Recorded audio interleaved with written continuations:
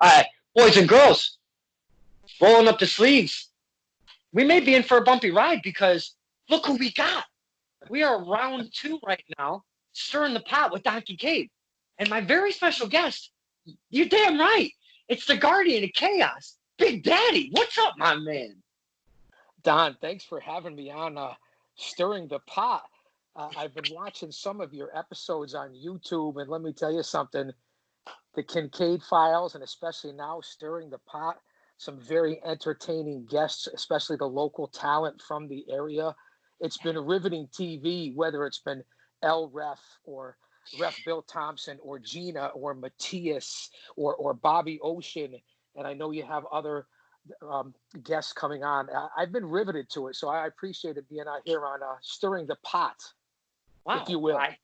that warms my heart to know that not just my dad and his dog Jake are watching these things, because I try to do it for the fans to get a little bit of knowledge of our favorite talent around our area. Not only that, but the promotions. We try to uplift the promotions, we uplift the talent, we have a lot of laughs, we have some fun, and we talk a bunch of wrestling. So that's pretty much what Stirring the Pot is. It's off the cuff. There's nothing written. I don't like doing that. And I know I'm not that bright, but we can still go off the cuff and have some fun.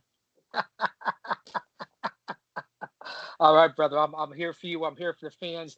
And again, what I like the most about Stirring the Pot, Don, is that it like to coin your phrase, you pull the curtain back and you go through the layers and the peels of the orange, if you will, to find out what some of the local stars are, from valets to managers to referees to in-ring performers, and it really puts a light on getting to know the talent and the stars when they're not in the ring. So you're doing a valuable service here, Kincaid. Good job, well done.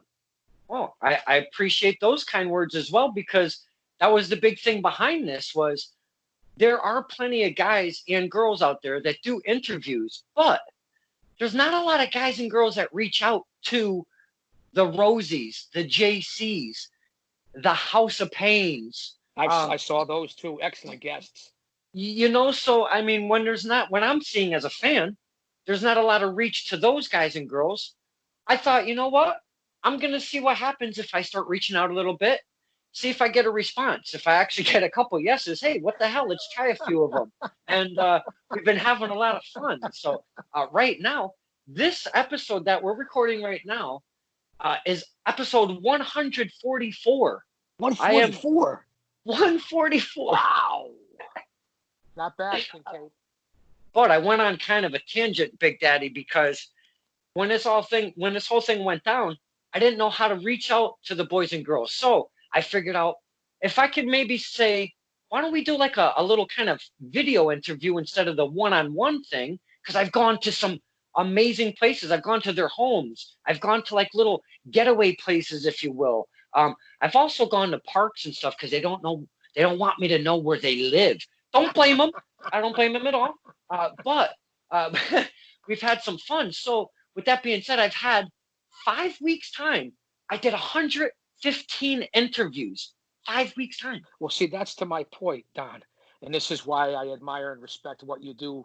And you get my respect as someone inside the business, a talent, a personality, if you will, because of the service that you provide and giving the platform to the workers. And not only that, whether I talk about Busted Open Radio, or I talk about JD from Off the Script, or I talk about the Solid Monster, or the Don, Tony, and Kevin Castle show, the Mario and Chaos show, Chaos Corner, it doesn't matter. What it does show is it shows the wrestling community your dedication and passion and commitment to this pro wrestling sports entertainment business. And that provides a valuable service, whether it be someone who's has never been in the ring, like an a la David LaGreca from Busted Open Radio, but he's a legend in this business. 11 years he's been on Sirius XM, and look, it's the #1 talk show in the country, perhaps in the world. Look at gentlemen like George Napolitano, Bill Apter, legendary photographers and reporters, Stu Sachs from Pro Wrestling Illustrated. If it wasn't for those guys and guys like yourself and other people we know out here in the medium locally, whether it be, and I'll give you a little shout out to your boy there for Center Ring from the Fog Man, you guys put out a service, all the different groups. That's an unbelievable platform, and it shows. your dedication to this business. So there's a lot to be said for that. Hey, and I love the shirt. Their house, their rules. I, That's my little I, PSA, but I mean that from the heart, Donnie. no, I really now. There's one thing that I do know about Big Daddy. He does not blow smoke up anybody's ass. He shoots straight from the hip. He talks what he feels, and he feels what he talks. So I do appreciate that, and I know you would never slight me with words because that's not Big Daddy's game. No, because I'll And pull you off to the side first before I slight you. If I, I'm the type of person as I tell it like it is. The personality.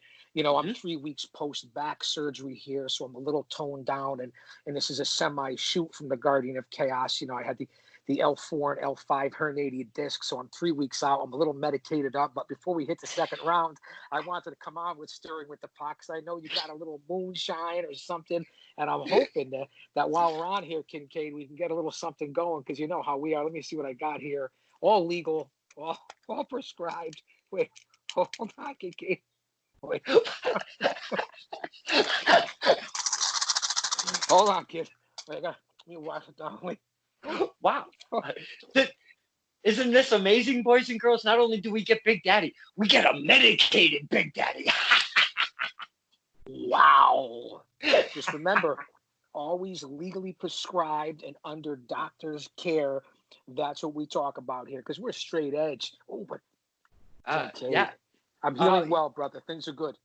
Yeah, I'm so glad to hear that. And when I reached out for an interview and you were like, well, I've got this back thing going on, my first thought was like, this dude isn't going to sit for an interview. And you're like, when, what day, what time, let's do this. And I'm like, holy shit, man, my boy's jumping in. Don, let me give you the setup. I got these, right? I got this, was hoping you had some too. To the left of me, I got the heating pad. To the right to me, I got the ice pack. Kid, I got NASCAR in front of me during this COVID pandemic. This is the first live event that's been back during this whole COVID over the last 3 months. And even the PGA golf is going on today. Empty arenas, no fans. And we're hoping that pro wrestling trends that way too. And that's something I hope we peel back to, whether it be talking about Paradise Alley, the local independent scene, or even AEW, WWE. We're open for all discussions here on Stirring the Pot with my boy. Absolutely. I apologize. I'm not much of a drinker, so the moonshine you see me partake, I finished it off because it was a gift from a fan at Battlefront Pro Wrestling, and I drank some of it that night. I drank some of it a little bit during the days forward, but again, I'm not a drinker, so I still had like a half a jar left. But I had Ronnie Ribs on here. I started sipping a little bit. We have that in common. I'm certainly not, I don't partake that often. It's not the Guardian of Chaos Big Daddy from back in the day, but the occasional Lord's Blood, a little vino. And that's basically about it for the Guardian of Chaos. You know me, I live straight edge, but we have a lot of fun. I'm down with Sweet Heel CBD. I got to be honest, Donnie, with my injuries and at my age, and just being inducted into the New England Pro Wrestling Hall of Fame last year in 2019, I'm down with Sweet Heel CBD, whether it be oil, lotions, balms, tinctures. And I got to tell you, the hemp and the CBD really works, and it's great towards today's athletes. And I find that it does the temporary relief. So the Guardian of Chaos, although he is chaos, he doesn't do anything outside the realm of legalities, my friend. But I'm down with Sweet Heel, brother. Go check him out. Yeah, definitely.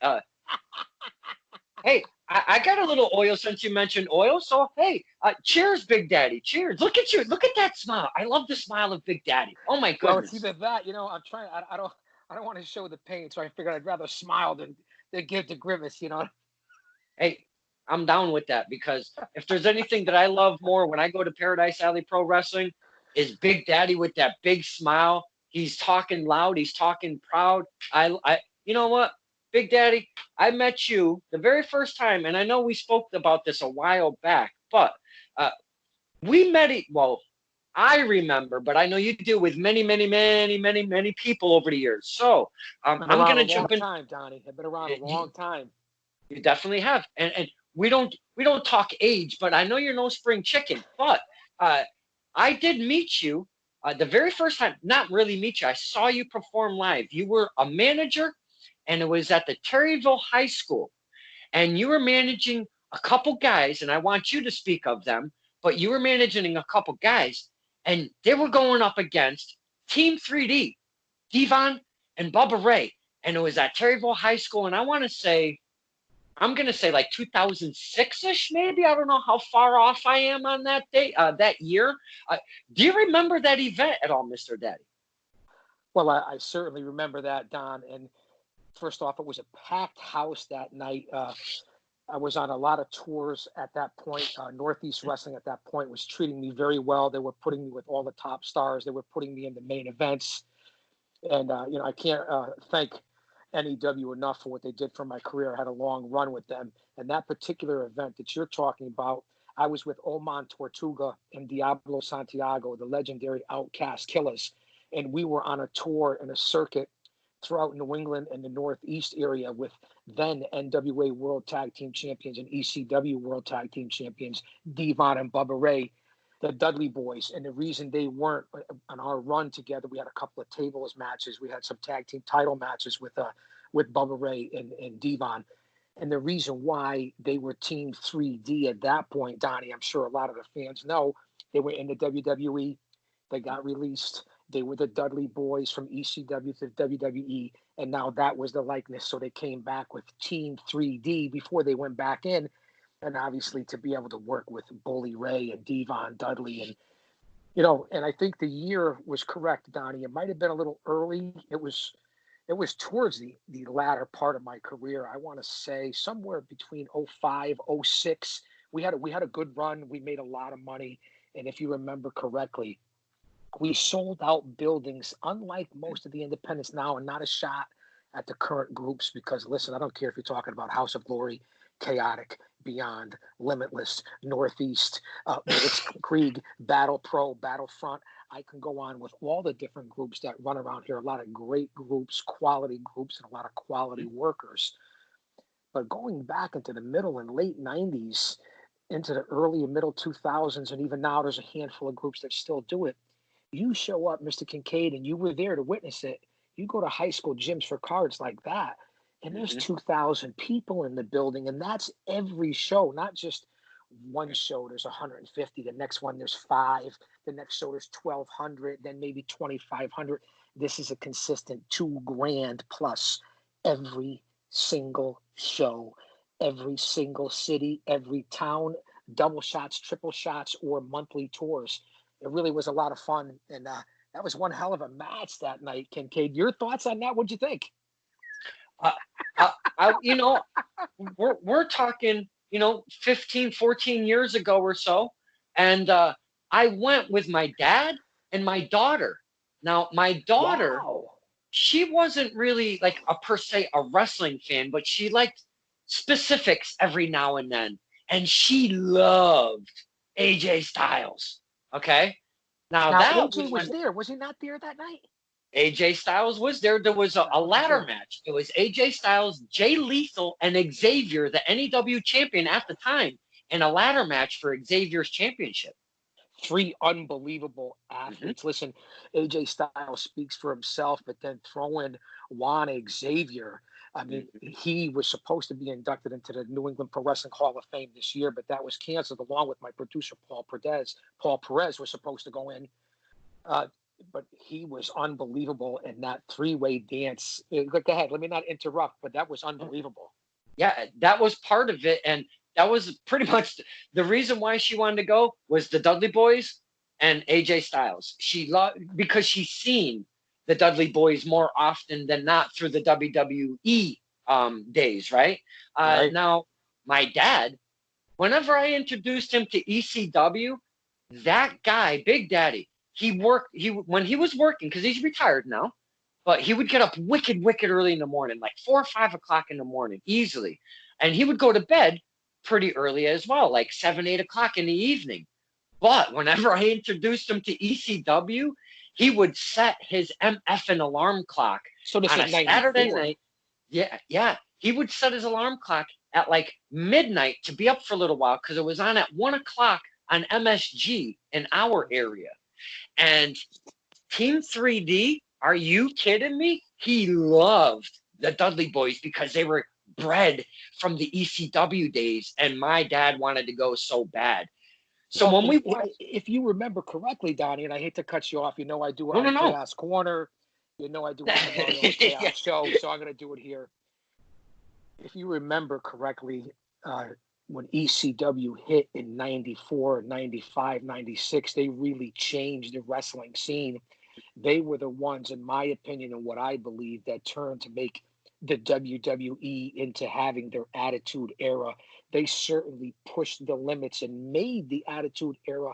Now, a lot of different people disagree with me, whether I call in on other shows, I'm guests on other podcasts, on national radio. They'll disagree with me. I will not disagree. I had a chance to work security when ECW first hit the scene, then transitioned to work with their talent. I worked with the Sandman, Jason Knight, just incredible. The list goes on and on. Tommy Dreamer, Balls Mahoney. They had a niche in the middle and late 90s into the early 2000s to hardcore that you still see today, influenced in AEW, whether it was the Kenny Omega Cody Rhodes match or what you saw from the Attitude Era. So Dad was smart. He was onto something because ECW changed this business. So go ahead, Donnie. I'm off topic. No, that's quite all right. We like this kind of stuff. It's just a couple guys bantering wrestling, my man. So when we got there, there's a big fight field because there was even Sergeant Slaughter was there, and a couple other talents that are very well known and such.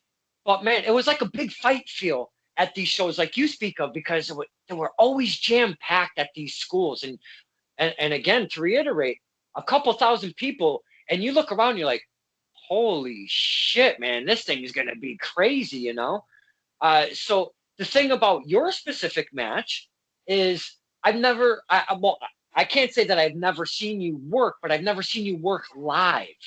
I knew who you were, but I never seen you live before because I wasn't really deep into independent wrestling.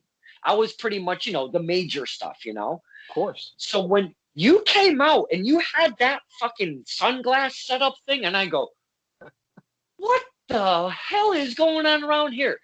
You had your boys behind you.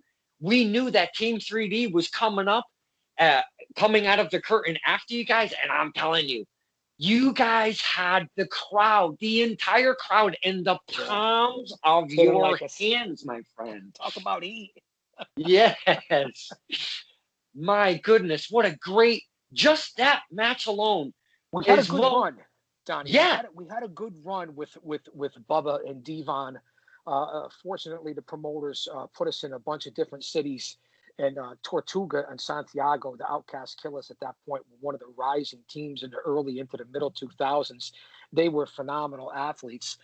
So to be programmed with them was unbelievable. And again, it transitioned to when I was working with Jason Knight in a local group here in Connecticut, and we expanded out to the surrounding states, being able to work with all the ECW guys, whether it be Chris Candido and Sonny, or the Baldies with Tony DeVito and John Diamond. That's the one thing that maybe we'll get into in stirring the pot here, the different organizations and the territories that I've been fortunate and blessed enough to work with, because the business has changed so much in the different demographics and how I see things today. But we made a lot of money for the promotion and for ourselves. And I'm not going to throw it out there, but just legitimate facts. This is a semi-shoot. When I was working with the Dudleys and working with Tortuga and Santiago and the Outcast Killers, and I'll say it, I really don't care who hears it, who doesn't believe it, who doesn't like it. I personally, as the manager who I was, because I was never a professional wrestler. I trained to be a professional wrestler, but I was never a professional wrestler. I was a pro wrestling manager, modeled in the likes of Captain Lou Albano, Jesse Ventura, combination classy Freddie Blassie. It was under tutelage of everyone from Bill Alfonso to Jim Cornette to Gary Hart to Captain Lou himself.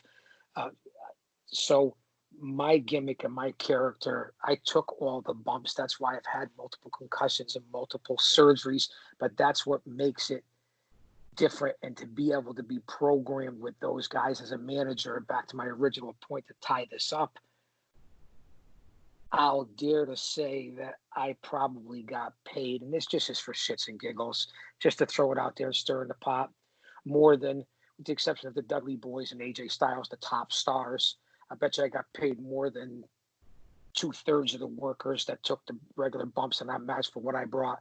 And all those different times I worked in those main events because the promoters really looked out for me. And whenever I worked all over the country, all over these different promotions, and I could say it now 20 years later, I made more than 2/3 of the roster, unless it was a Kurt Angle or a Samoan Joe or a Christian Cage or, the obvious superstars like that, which I was never fortunate enough to be. But I could say that now, years later.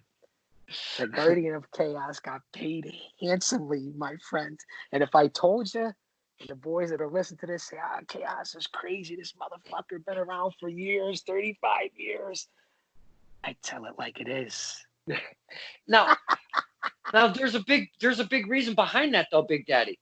As me, again, never seen you work live, but me as a fan, and same thing, my dad, my daughter, not my daughter, maybe not so much because she's not a hard wrestling fan. You took us on a ride. You had a perfect fit with these Outcast Killers because, man, they were dirty, they were nasty, they were violent.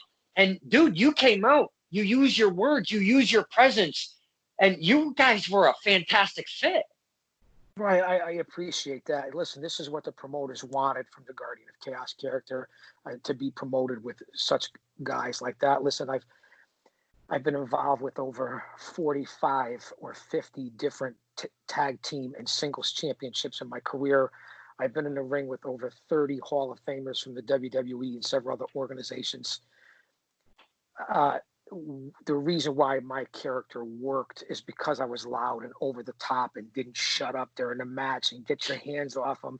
I ask him if he wants to get up. Is he pulling his hair? Ref, he's on the tights. And I would badger and hound and be all over the ref and the fans to where you wanted to kill me. I told the story. My boys were pounding down the opponents. You're telling the story. Mm-hmm. They get their high spot. They almost get the Guardian of Chaos, but no. The old fat boy, Captain Luau manager, gets away. His boys come in to save him. Happens 2, 3, 4 times throughout the match. Then by the time, because I've been pissing people off and been so loud and so annoying as the persona, the character of the Guardian of Chaos, they're like, get this motherfucker. Who's going to get this fat son of a bitch? Who is this fat guy that keeps showing up, throwing his sweat on people? That's where the payoff comes in. They might get me a little bit in the middle, a little headbutt, maybe a body slam, an elbow, like you saw the Dudleys that night. But when I take, and this is why I am who I am, I got paid who I was, and I was a different manager than most. No disrespect to the legends. I would take the finisher from most people. And then once I took that finisher, or my boys won or lost, and I took the big finisher at the end, the crowd would go ballistic back in those days. I would sit there half in pain, half hurt. Luckily, I didn't screw myself up, and that the talent was so great that I trusted them to work with me, and they trusted them with my body, and vice versa. I'd be laying there looking up at the lights like most of my career, whether it was Jake throwing the snake on me, or Snooker with the headbutt, or Rikishi with the smash from the top rope. I would look there and I said, Chaos, this is it. This is it, man. Fuck Madison Square Garden. Fuck signing for the WWE. You're in here with legends, Bundy, Slaughter, Terry Funk. You're looking up at the lights. You weren't living your dream of that full-time pro wrestler, but you made it. You adapted. You overcame. You adjusted your character. You paid your dues. Now you're in there with the stars, independent or not. And looking up at the lights, I was probably the happiest guy in the world, because no one could ever take that away, my friend. Absolute. A lot of hard work, dedication, effort, sacrifice. The word sacrifice in wrestling is a very capitalized, big, huge word that is part of wrestling. Sacrifice may be time from your family, time for, your daughter or a niece or somebody is in a play or a recital or a chorus or just family functions, holidays. Some of that shit you never get to see because of what you have to do in order to do what you're doing and to get that name out there, to get your brand known.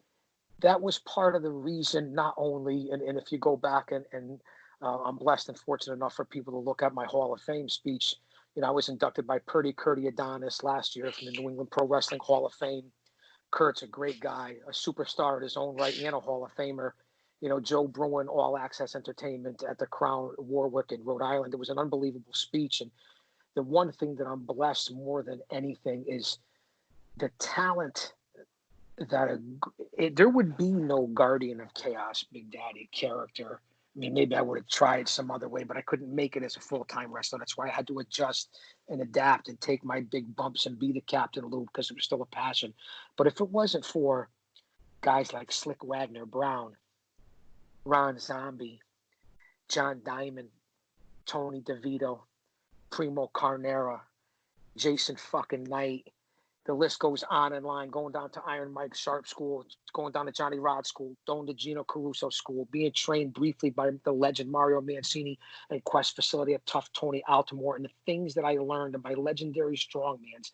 I will never forget those guys that agreed to work with me. Your Kurt Adonises, your local independent stars, your Real Deal Joel Davis, all the different guys, your hippie freak Nick Richards, the 187 Homicide, Joel Gertner, to be able to work with these guys and then to be able to work with guys like Tommy Dreamer, Kurt Angle, John Cena, Christian, Bundy, Slaughter, I'll name drop. I said it in my Hall of Fame speech, the Bushwhackers, the list goes on, and we could talk about that. That's what I'm blessed that these guys felt, and the promoters and the boys and the girls at the locker room, the peers, put enough trust in me to get them over, because that was my job. Mine was only get myself over this much. This was for the boys. That's what you were there for. It's not about you. I had to suck that up with ego and pride and say, hey, listen, Chaos, it's not about you. It isn't about you. You get yourself over how you do on your own time. But when you're there representing someone else, you're there as a mouthpiece of them to put the shine on the people that you represent. Don't ever lose sight of that. And for those people to agree to work with me, such legends and superstars, all the way down to our guys right now, being able to work with Maxim Morozov and Zafir Al-Rahihi and the Pyramids of Power, and coming back for Chaos Corner and getting the legend Bob Backlund into the ring for Paradise Alley, even current day. Listen, I retired in 2007, Donnie. I walked away from a Heroes of Wrestling, a huge Legends tour with Kamala, Dusty Rhodes, Slaughter, Bundy, the list goes on. And I was in my 40s, mid-40s. I walked away. A long story and a long road through the Chaos history. So, I'm rambling on here, but these are the things that I'm thankful for. The workers, my peers, the unbelievable full-time grapplers that let me work with them. If I can convey that one thing, I will never be able to be blessed and fortunate and humble enough to be able to express my gratitude and thanks towards the people that allowed me to work with them. That's what I appreciate more than anything in this business. The way you speak about the respect of everybody that's had a hand in the Guardian of Chaos throughout the years. I love hearing those things, because there's always, as a fan's perspective, I've always seen from a distance the wrestling etiquette of the respect, the brotherhood, the sisterhood behind the curtain. But then I started doing stuff with my phone, and I started getting a little bit more of an access than normal fans would, but never crossed that boundary of fan wrestler. But man, I really see that for real behind the scenes, that brotherhood, that sisterhood. And you speak about that, and I like how you speak about that, sir. And well, I'll give you a couple of reasons why I speak about that.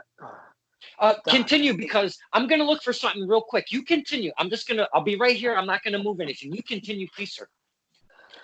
I love when Kincaid does this. Fans or whoever's out there who's going to watch this on YouTube, I greatly appreciate it. And it's an honor to be on with Don Kincaid. He's a great guy. He provides a great service for all the workers and companies and talent. So keep listening and following Stirring the Pot. You will certainly enjoy this. Okay, this is the only Northeast Wrestling shirt that I've ever bought in my life. Okay, now check this out. Here's the back. Where's Holiday the back? Havoc. I remember it well. Holiday Havoc, Terryville High Hold it up now. School. Let's see. let's see who's on there. AJ Styles, AJ Lethal, Xavier, Sergeant Slaughter, the Outcast Killers with Big Daddy, the Dudley Boys, Ron Zombie, up a little higher, Kincaid, go a little higher. Jeff Starr, the Now, Ariel, uh, Curdy Adonis, Mikey Bats. What an unbelievable card it was. I will say this about Lombardi O'Brien and Northeast.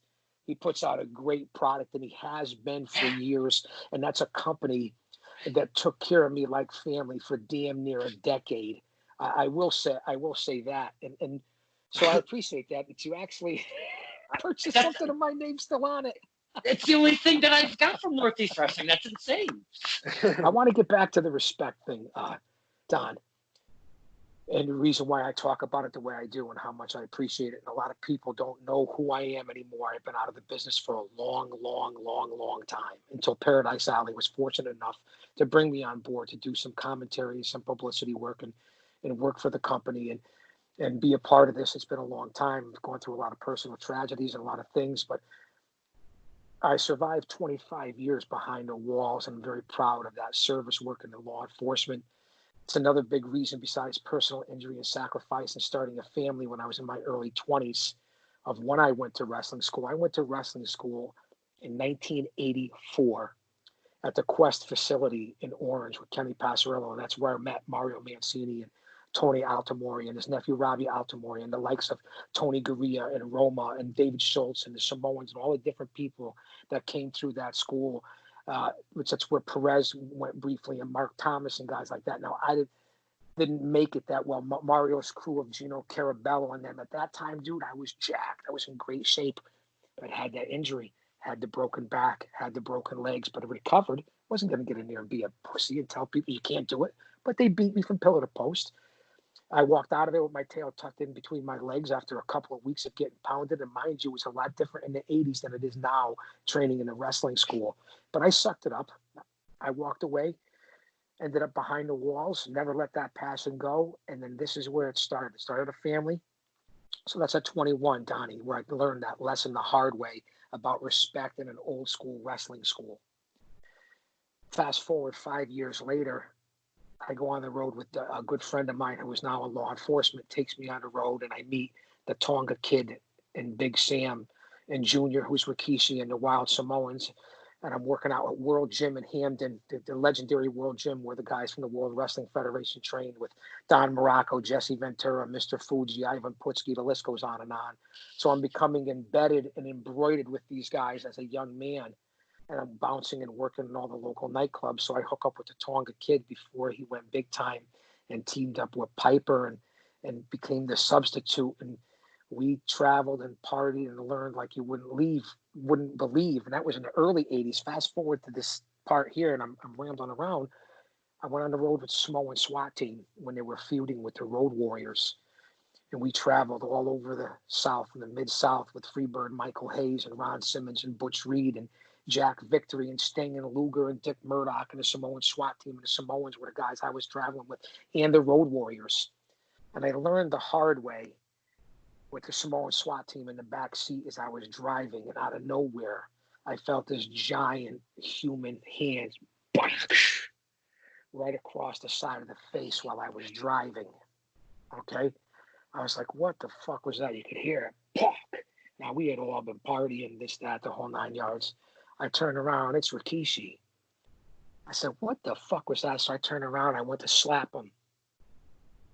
Now, mind you, I didn't take any shit from anybody. I still don't. But there's being smart and there's being stupid. So I said, what the fuck are you doing, man? So we pull over to the side of the road. Now, my boy, who's in law enforcement now, gets out, and I said to him, now, Junior was a monster back then. The Samoan SWAT team feuding with the Road Warriors. This is NWA territory. This is the late 80s, bro. No, I'm not even in the business at that point. I'm just trying to learn. So we get out of the car, and we're ready to go heads up. And I was like, fuck, it's probably going to work out too well, man. He's a bad motherfucker. So we're circling around the car, and I said to my buddy, I said, what are you going to fucking do? We're all friends here. Because now we were boys. You know, we were inebriated. There were substances. There were things involved, which is mistake number one, and that's why you don't do those things. But this is the 80s. But that's why you don't do that. Late at night, traveling the routines, coming out of the arena, the fans are throwing, because I'm traveling with Michael Hayes and the SWAT team, They're throwing beer cans at the car. I'd never seen anything like it. They're trying to jump on the hoods of the cars. They wouldn't let us out of the arena. So I said to him, are you gonna get Junior? What, am I gonna have to go heads up with you? I don't like my chances. So I tried to stand up to him. He came up on me. He threatened to pick me up and body slam me where the car dealership we pulled over and throw me through a plate glass window. Now, I was a big boy. I was a bad, legit guy back then, but they were nowhere to be. It ended up to where my boy finally got in between us. We came to our senses under the inebriation. He didn't kill me. Small SWAT team didn't kill me. We became very good friends for 40 years now. We went across the diner, had breakfast. You know, I was almost in tears. I was so upset. And I asked Junior, I asked Rikishi, I said, Jesus Christ, man. I said, what the fuck? Bro, we were brothers, man, on the road, this, that, we're traveling all over. He said, it's about respect, Big Daddy. It's about respect. I said, respect? I said, I have never disrespected you or the Samoan dynasty or anything like that. None of this 25, none of the business, the boys, this, that. You know, again, other substances under the influence, maybe taking it out of context. And he apologized to me. And we became good friends, man, that led to work with all the other Samoans from Lloyd Anawai now to Yoko, God rest his soul, Umaga, and ended up becoming lifelong friends to where the next day they had a big match with the Road Warriors in Baltimore Civic Center. And I'll never forget this to the day I die. I'm there with my boy, who's the boys with the Samoans who become my family, actually blood brothers.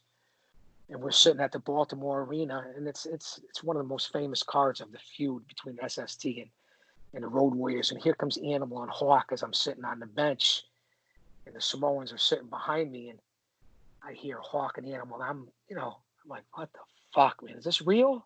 You know what I mean? Hawk comes up and he goes, hey, Big Daddy, I heard you got into a little scrap last night. And I'm like, and Animal's just standing there next to him, and Junior turns and looks at me and smiles, and I'm like, wow, I had no idea. Why would they even be talking about such a non-relevant, but just to hear him say that and the respect and feeling a part of it, and they knew we made amends, and I stuck up, and it wasn't about disrespect. I will never forget that story. And then they went out afterwards, and I'm behind the curtain, and to see the SST and the Road Warriors in the middle of that feud in the late 80s, that's getting back to the point of where I come to with respect.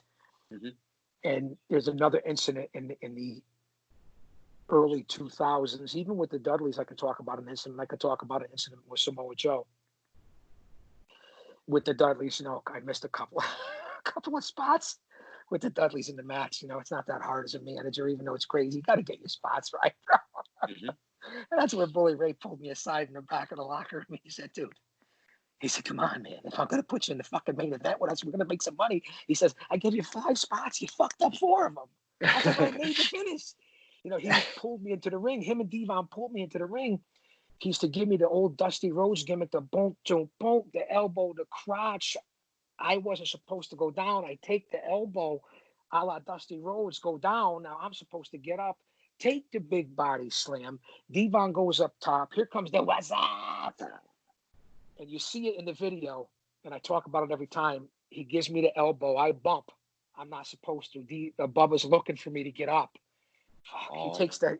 I didn't get up right away. It's in the middle of the match. Even as a veteran, you see mistakes still happen. Even working with legends, he takes the wild glasses off me. And so he being the professional, and that's the difference between someone that works for the AEW and the WWF and someone who's still working in Northeast or Paradise or Chaotic or beyond, or whatever it is. But you learn, and there's never going to be a perfect match. He adapted quickly. He said, fuck it. I see Big Daddy. I see Chaos isn't getting up. So what does he do? He comes right over, grabs me by the legs. Defense already up on the top rope. Pull it off with the double wishbone. The what's up? Boom. Headbutt in between the legs. I roll around like a tuna being pulled out of the boat.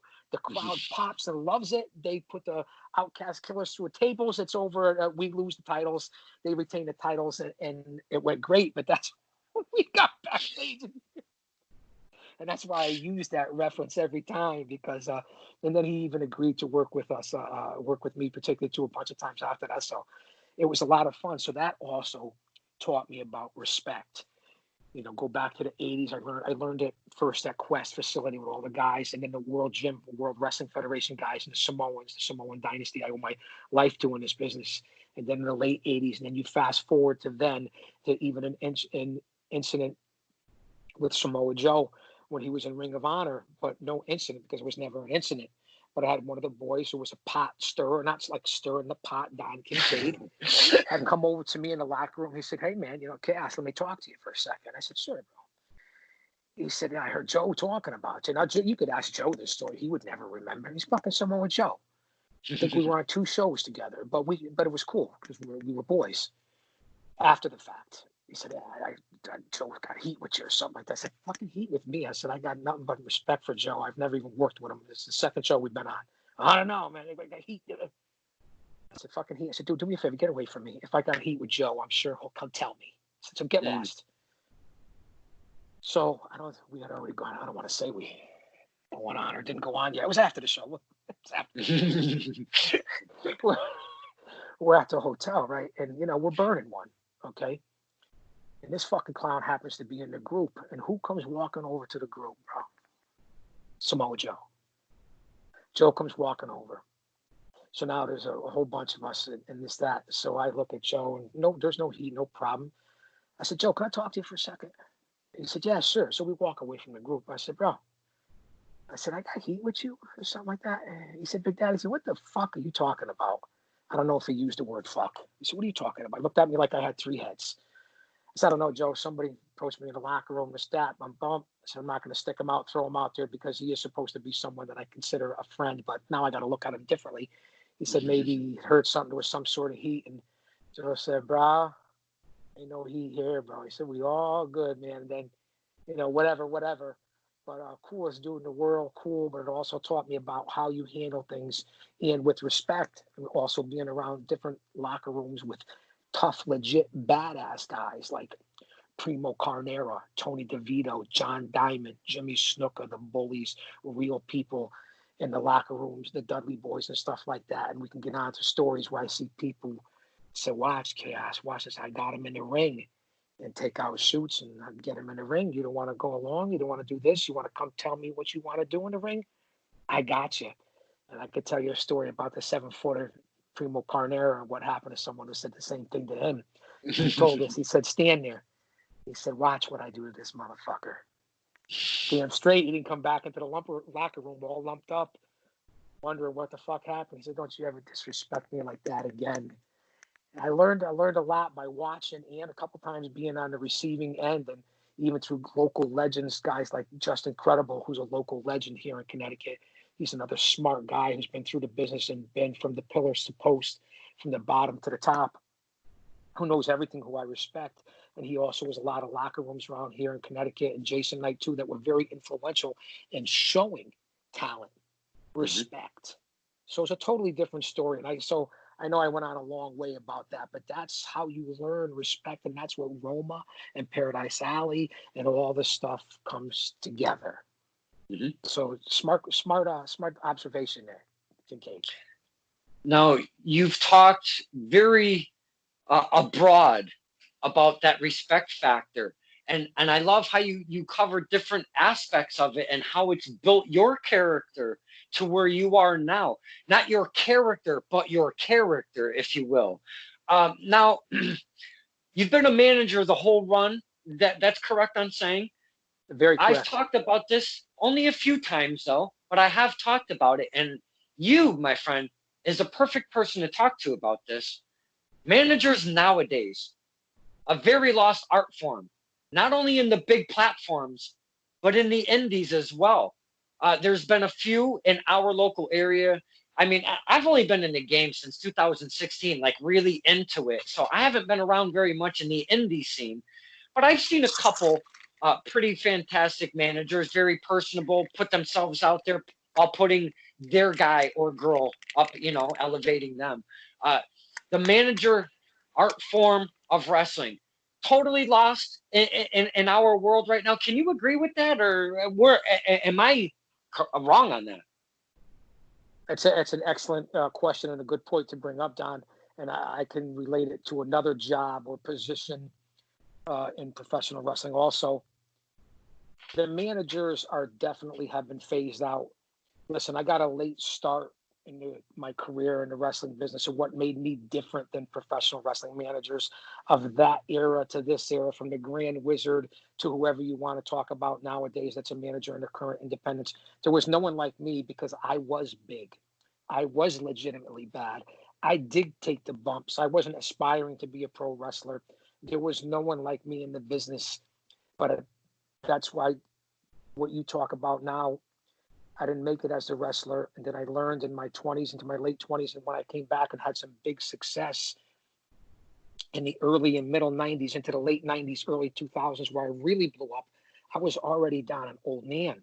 I was already for the business, already in my middle 30s, late 30s into my early and middle 40s is when I really hit a modicum of success.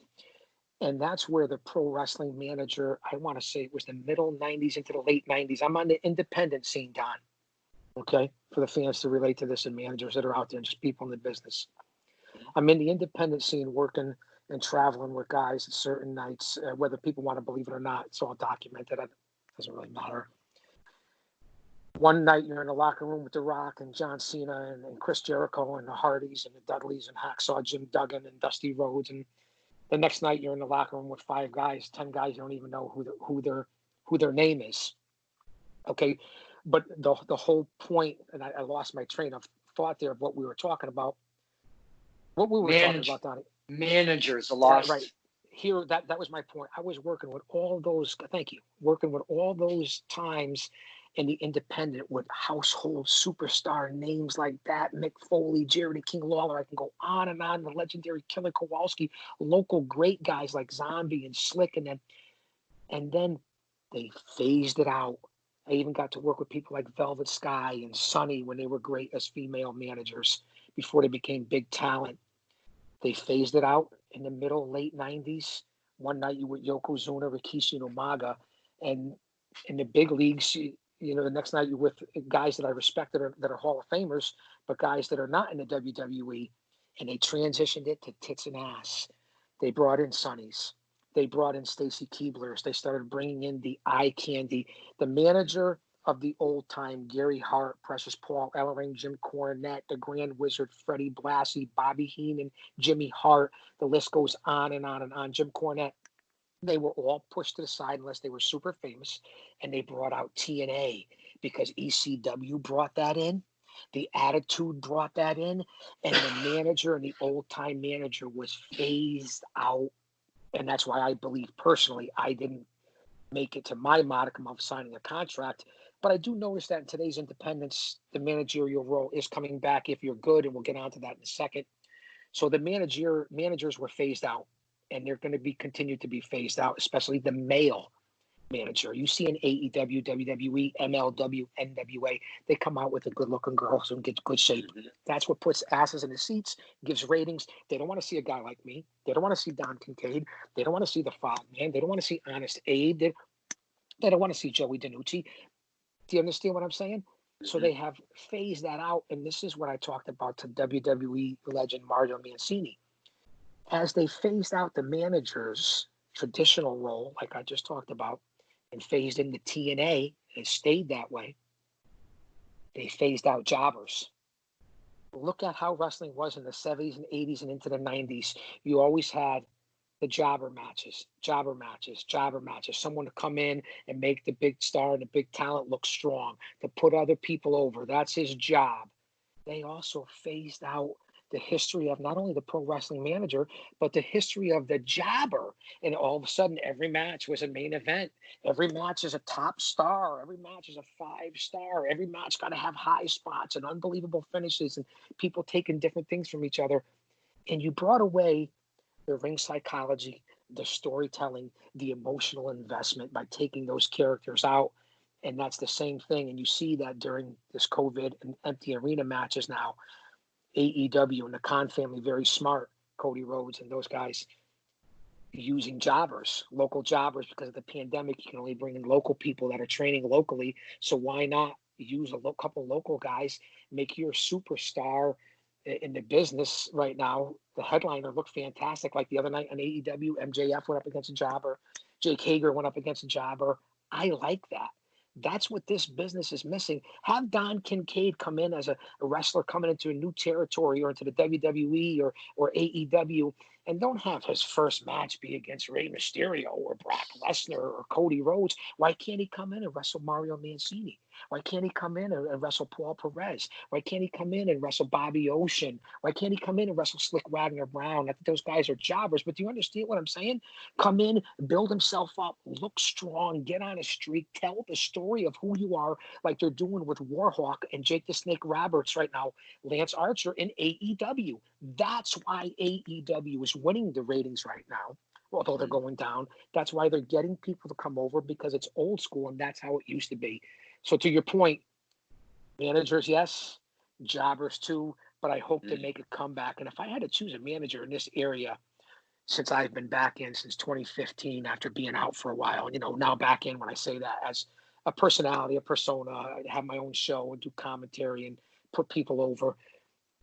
One guy that I really thought was very entertaining as a manager on the independent scene is Joey DiNucci. I really enjoyed Joey DiNucci's persona because I think it's a combination of his outlandishness and his character and what he's created in his head, which I think is pure genius and brilliance.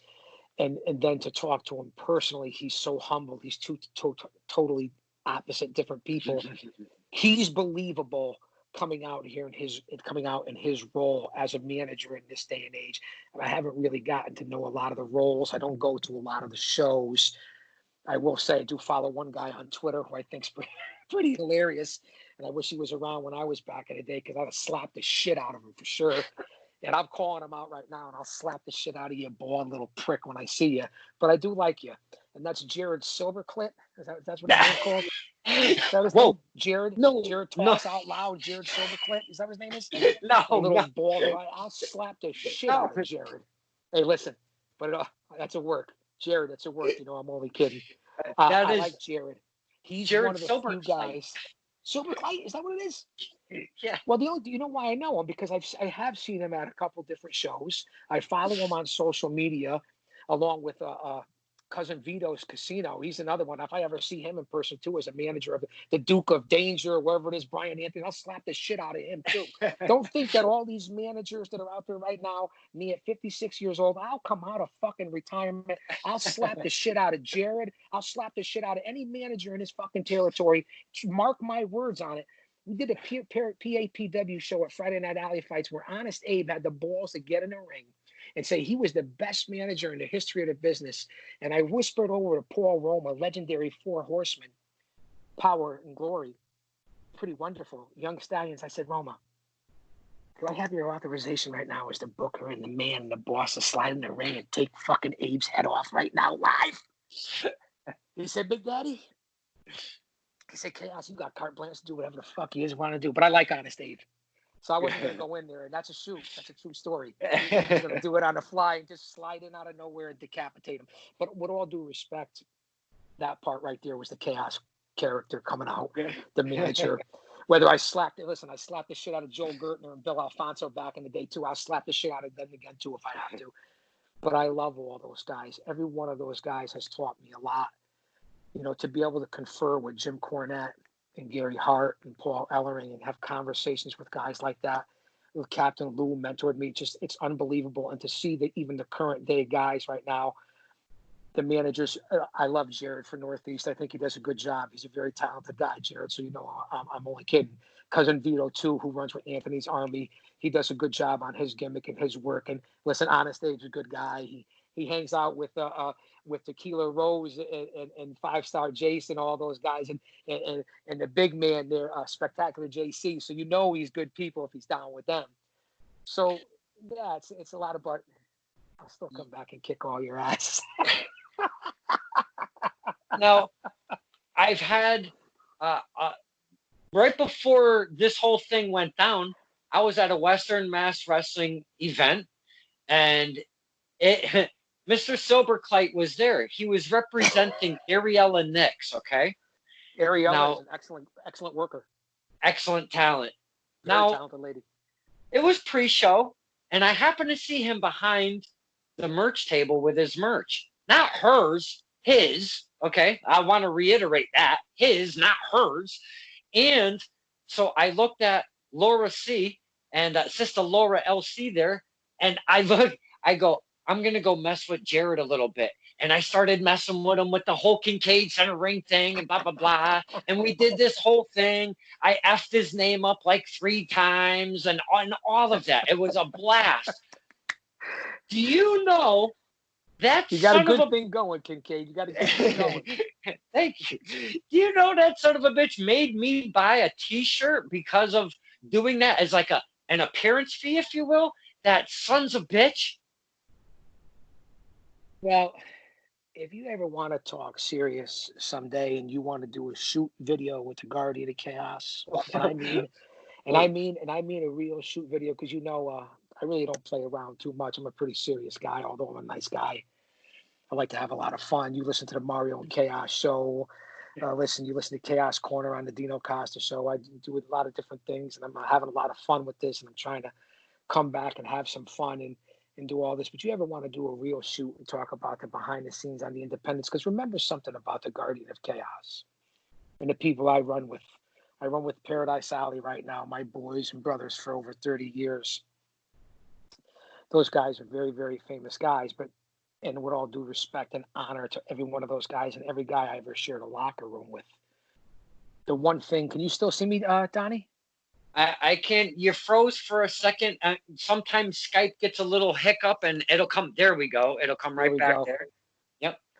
Well, I want to say this. This is something that neither Mario nor Paul, Roma, Paul Perez, Big Steve, or any of them ever experienced that I experienced. And this is what makes me different. I worked for every federation, every territory, every company around this country and around this world, from a guy who set up the ring to sold tickets, hung up posters, swept the floors, performed as a manager, promos, interviews, commentaries, vignettes, hardcore matches, blading for real, broken open the hard way, everything you could think of, from double surgeries, back surgeries, 6 concussions, with the best of the best. Okay, my friend, but I will say this. I didn't experience signing a contract.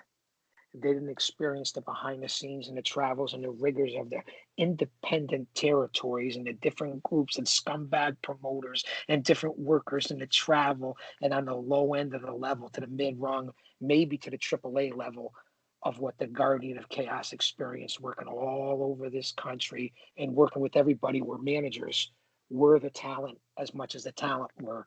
So I like to throw that out there, and we'll talk about real stories and stuff that I've seen that they haven't seen. So we could do that someday. It's been a lot of fun, Don. Man, that sounds like a whole afternoon worth of kicking back, grabbing a full oil cartridge, get the fire kicking, and listening to Big Daddy roll. That's what that sounds like right there. I don't do too many shoot interviews. I don't do a lot of interviews. I used to back in the day. I was very much into the publicity, and that's what I like about the guys nowadays, or I think they should do now more at the current talent. You have to be and King Kong Bundy told me this when I was traveling with Bundy's another one who taught me about respect. He said, Big Daddy, you're a shame. We're out in Las Vegas working for the AWA Superstars of Wrestling. And Bundy says to me, we're doing an autograph show. He says, Big Daddy, you're a shameless self-promoter. You're a shill for yourself, aren't you? I said, yeah, I am. I have to be. He said, I'm not King Kong Bundy. He said, you know what? He goes, you're a pretty smart guy. He saw me with buttons and pens and hats and T-shirts. That's the only way I was going to make big money besides my payday to get over. I did it back then, long before any referee or manager or ring announcer or podcast ever thought about doing it. Bundy took my idea. I saw him 6 months later. He had all kinds of 8x10s, gimmicks, this, that, was making money. He said, thank you, Big Daddy. He's another one that I want to talk about with a story of respect before we go. God rest his soul, Bundy, because he was very close to Mario. Good friends, legendary guy. I'm working for the NWA territory with John Diamond and Tony DeVito. Bundy was on the show. And, we're all hanging around, sitting around in the locker room or maybe out in the arena. And again, this is where I learned a hard lesson, and I was totally wrong. totally humbled and deserved everything I got. And I could say that. So a couple of the boys, here comes Bundy walking in, comes walking by us. Now Bundy's still a legend at that point. This is probably late 90s, still a legend at that point, but not big in the big WWFs anymore. I said, here he comes. Now, again, not thinking I was being disrespectful, looking back on it now.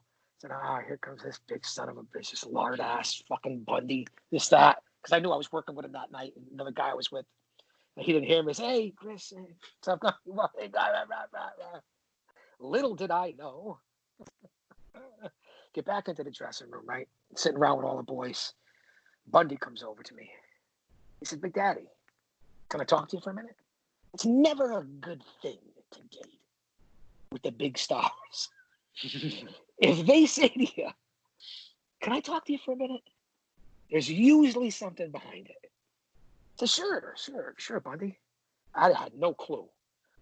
Get into the shower area, and nothing ever good comes out of being in the shower, Kincaid, unless you're showering. No. So he says to me, he goes, you call me a lard ass? I said, Chris, what are you talking about? He said, hey, listen. He said, Big Daddy, he said, do me a favor, man. Now he's inching up on me. I'm like, oh, fuck. It's like 450 pounds. Bundy's no one to be trifled with. Again, I don't take any shit from anyone. I'm not trying to be any tough guy. I don't back down from people. But when you're wrong, you're wrong. You be a man about it. You be humble. He said, well, it got back to me that you called me a lard ass out in the arena. I said, yeah, I did. He said, do me a favor, as he got right up on me. Oh, shit. He said, keep that shit to the locker room amongst the boys, because what you didn't know was my wife was sitting right behind you and heard you call me a lard ass, and then pulled me over to the side and said, who's that fat guy calling you a lard ass? Because I was 330 pounds at the time. So you see that there's, no matter who you are, where you are, there's certain times for things, and I can honestly admit these things. And you could even say whatever you want about me in the business, but I tell it like it is, and I own it. And I said, hey, Chris, man, I said, I'm sorry, bro. I said, I had no idea this would ever happen, no clue whatsoever. He said, Big Daddy, he grabbed me by the back. He said, don't worry about it. 6 months later, we're out in Las Vegas, Laughlin, Bullhead City, Arizona. Super Clash 3D in your face on Colorado River. Unbelievable. People giving me their cars with big stars. Bundy's the champion, Jon Stewart. You can't make it up. Good shit. Justin Roberts. That's where I met Justin Roberts, who from the WWE and now that current AEW ring announcer, who actually I didn't find out till recently put me over in chapter 4 and 5 of his book, WWE, really? My Best Seat in the House. Big Daddy had to start up chapter 4 and 5, mentioned with The Rock when we worked with him, and when I worked with Terry Funk in Chicago. Oh. So it was great for Justin Roberts to put me in his book, and I didn't find that out until years later. So that I'm humbled by that. Back to the story, because that's where Justin was, and Steve and Larry Gligorovic from the World Wrestling Zone, the owners, the two twins that work for the WWE, were all out there. Dale Gagne, Jon Stewart promoting the big show. Bundy's on the show. Mm-hmm. Oh, wow. Sorry. Gotta adjust. Bundy says to me, he said, hey, Big Daddy, it's been a little while. Yeah, man, good to see you. We get out into the ring now. I'm with one of the disciples of Apocalypse. I think it was the Harris boys, Brian Lee, whoever the disciples of Apocalypse were. I ran with Brian Lee for quite a while too, primetime Brian Lee, because of John Diamond. It's another story. We get into the ring. It's my guy, Disciples of Apocalypse and Bundy for the AWA title. At this super class with the Gagnes, a bunch of hucksters themselves. Get in the ring. It's my spot to come in the ring. He avalanches DOA in the corner. I get up in the ring. I'm in the opposite corner. Bundy sees me. He comes around from the opposite corner, avalanches me in the corner. I didn't go all the way down. I got down to the middle of the rope. Donnie, he picks me up, got me by the shirt. Boom! Right between the fucking eyes. I felt it. Probably not full force. He would have broke my head. Glasses go flying everywhere. I went down like a sack of potatoes down under the ropes. Didn't fall out of the ring. Caught me with a good one. I felt it, bro. He gets, now we're out at an outdoor arena, allegedly 30,000 people. I thought I saw 3. After that, so I'm standing there. was actually laying there. He comes up, grabs the second and the third rope. I'm laying underneath the ropes, kicks me back in a little bit, and puts his whole 450 or 500 pounds on top of the rope, and does it like the ultimate warrior, and steps on the middle of my stomach, okay, until I begged out and couldn't breathe. Kicked me out of the fucking ring, fell over onto the concrete, dragged me back to the locker room. I'm in there for about 15, 20 minutes, man. I'm like, shoot, bro, shoot. Barely breathe. Fuck, broke my glasses. I fixed them. Didn't have a potato or nothing like that. Comes back into the locker room. The Big Daddy, sorry about that. Chaos, sorry about that. Comes over. That was for 6 months ago when you called me a lard ass. Now we're even. He didn't forget about it. That's what a receipt is. And that's another way that the Guardian of Chaos had learned unknowingly about respect to the superstars of professional wrestling. Wow.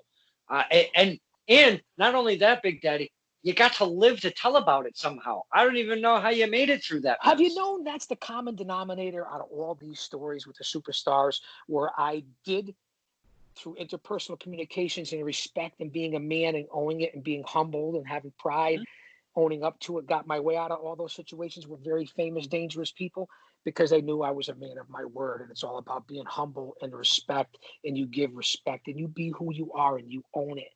It's just the way it is. And those are those moments, like you've even said a few of the times. And we became the best of friends right there. Our relationship started there. Our friendship. That's when we really became. I became good friends with every one of those guys.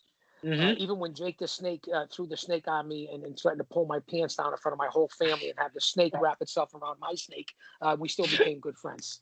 I mean, taking the sock from Mick Foley, or I'll never forget the story in Boston with Snuka and his son, and me and John Diamond, and Diamond against Snuka in the main event, and Snuka Jr. was his second, and I was John Diamond's second, and we said we're gonna if Snuka agrees to it, we're gonna do the Piper gimmick. We're gonna hit. We went to the store in the day, and we got a coconut, Kincaid, right? We got a coconut. We get back into the hotel room, right? We bring the coconut to the locker room, and we got a fucking drill from the guy at the venue. And we said, Jimmy's agreeable to this because we're not going to hit him. We came up with a thing, and he was with a guy called Pat the Brat Piper, another manager doing a Piper gimmick. So we got in there. This thing was hard as a rock, probably as hard as your head, Kincaid. So we got the drill. We said, we can't do this, man. So we pre-drill it, like 5 or 6 different places, and hold it together, the coconut. Although it's this thick, it's like a rock. We're holding it together. And Jimmy's like, yeah, brother, we'll do what you want. No, you don't hit me, you duck. All right. The whole work is Jimmy's in the ring with Diamond. Diamond gets him in a corner. I pop up with the coconut to the crowd. The crowd hates me. Jimmy's obviously the face. Diamond's got him in a corner. I run across the ring with the split coconut. Get right to the ring post, the ring apron. Go to smash Snuka. Snuka ducks out of the way at the last minute. Now, the coconut is supposed to smash Jackmaster John Diamond in the head because we pre-drilled it, and just splatter, a little cut, you're good to go. Little did we realize, held on to the coconut a little too hard. Didn't drill it as good as we thought. Busted him open the hard way, splattered blood all over the friggin' place. Snuka grabs me, headbutts me out of the way. Diamond's in the middle of the ring. The blood is pouring out of his forehead. I'm like, what the fuck? Snuka goes up to the top rope. Boom, off the top rope. 1, 2, 3, we're done. I jump in the ring with a towel. Within seconds, it's covered in blood. I drag Diamond out. We're at Boston Memorial till 5 o'clock in the morning. They put 5 staples in the head. I busted him wide open. I mean, you can't make it up, man. I mean, you can't make it up, and I'm sure a lot of your guests that have come on before and the superstars that I've seen on here in the local town have a lot of stories like this. I mean, you're talking about a 35-year career.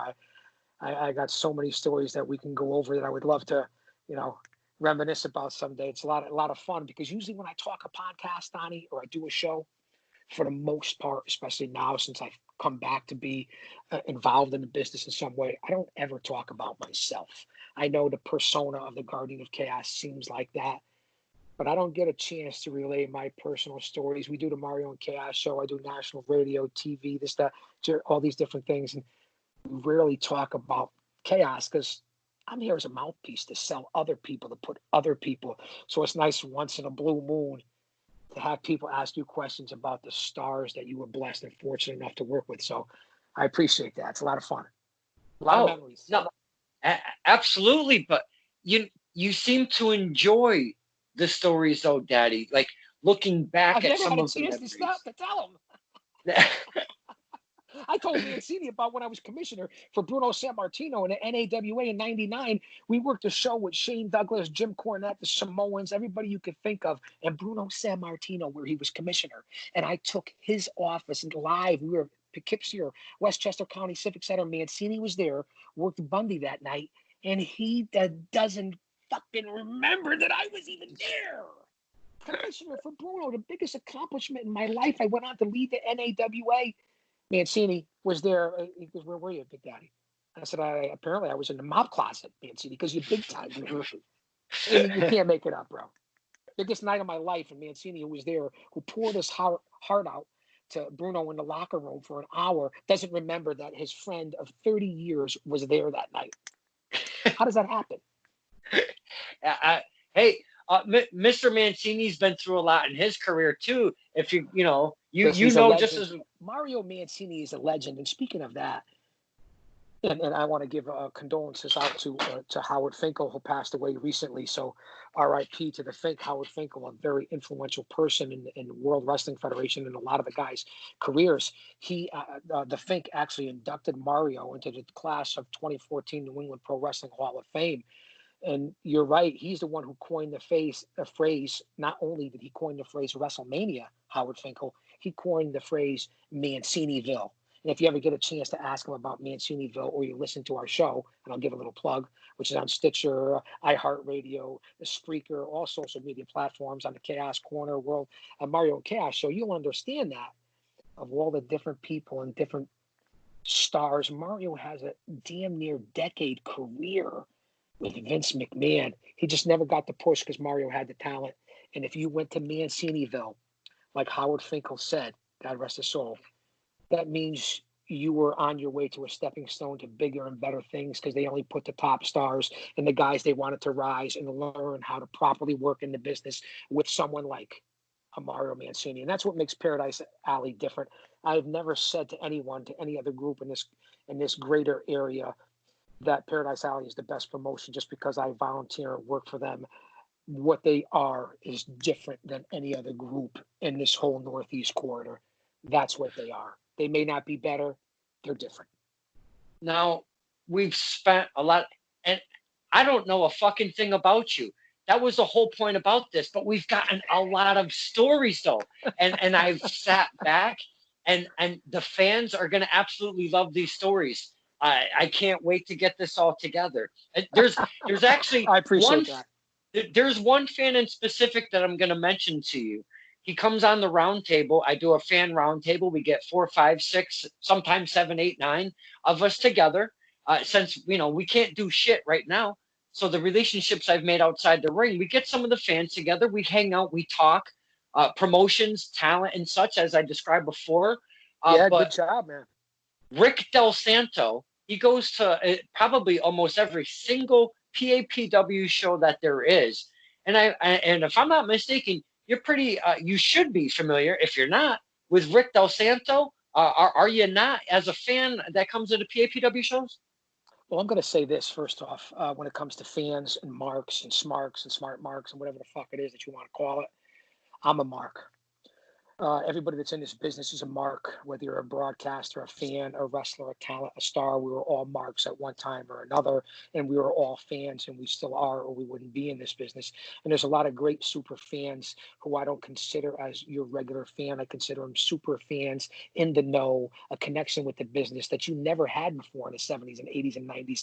That has been, this is how the business has changed into the 21st century, that we let guys like the Fogs and the Ricks and yourselves and other people, because you're good quality stand-up people who do good work and get that access. Even when I worked with the Kid, who's now going on to bigger and better things, So that's why I complimented you to begin with the show, not to kiss your ass, but to tell every podcaster and YouTube channel and guy out there that does this, that's not an actual worker who is trained and stepped in the ring. You guys do incredible things for the boys in the business, and without you guys and the fans, it wouldn't be shit, bro. It's just that simple.